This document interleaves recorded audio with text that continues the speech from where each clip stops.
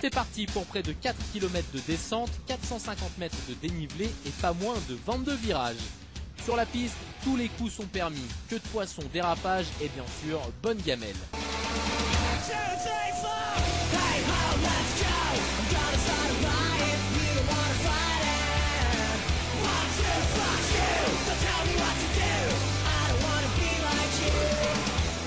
The best feeling.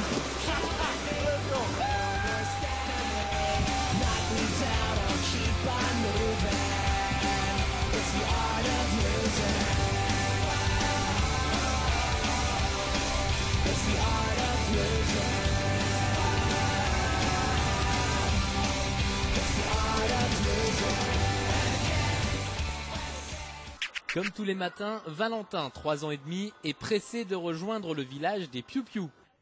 Avant d'attaquer la neige, on passe bien sûr en revue l'équipement. Casque, cagoule, gants, masque, bref, le nécessaire pour skier au chaud et en sécurité.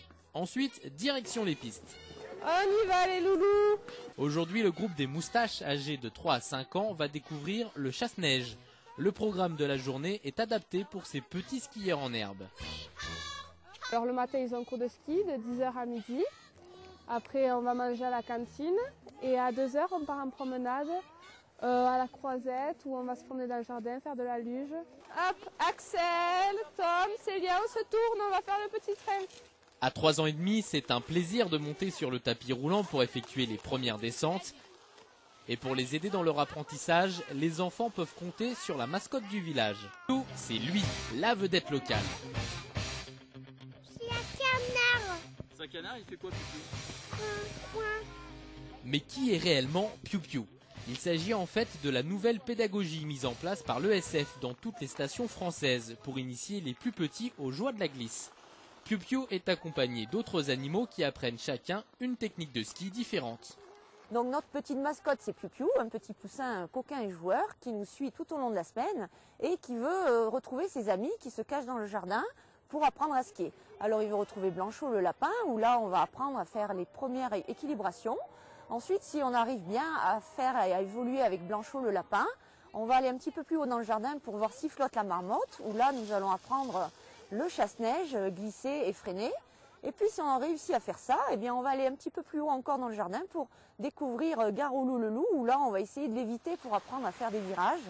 Et le top du top, c'est de trouver encore plus haut dans le jardin le petit ourson qui est lui est le champion des champions puisque c'est un petit peu la finalité de la semaine, c'est de gagner la médaille du Piou-Piou, de l'ourson et qui un petit peu marque la fin du séjour de l'enfant. Près de 15 millions de touristes utilisent chaque année les remontées mécaniques du domaine Saint-Martin-les-Ménuires.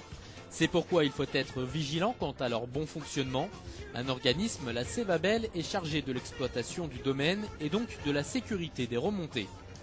Adrien Dauvé est directeur technique de l'exploitation. Il s'apprête à effectuer une inspection à la télécabine du Roc des 3 Marches. Bonjour. Bonjour Frédéric. Donc ici c'est une télécabine 8 places assises qui permet d'offrir un débit de 2800 personnes à l'heure et qui permet d'accéder à mi-domaine. C'est donc un départ de station, ce qui permet de faire partir un gros flux de skieurs le matin et en début d'après-midi.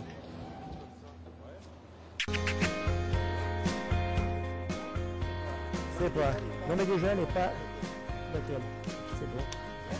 Tu vois, là tu dis que tu es en avant, mais je peux gagner un cran. L'intérêt de la raquette, c'est de marcher en poudreuse. Et quand on marche en poudreuse, si elles ne sont pas bien serrées devant, eh bien de la neige se met entre la chaussure et la raquette, et après ça bouge sans arrêt. Donc,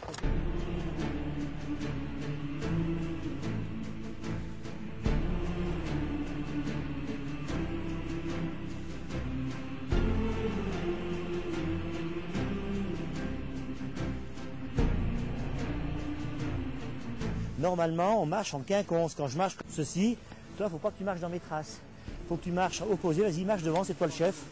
Là, regarde, je marche en quinconce. Comme ça, ceux qui sont derrière, eh bien, toute la piste est damée.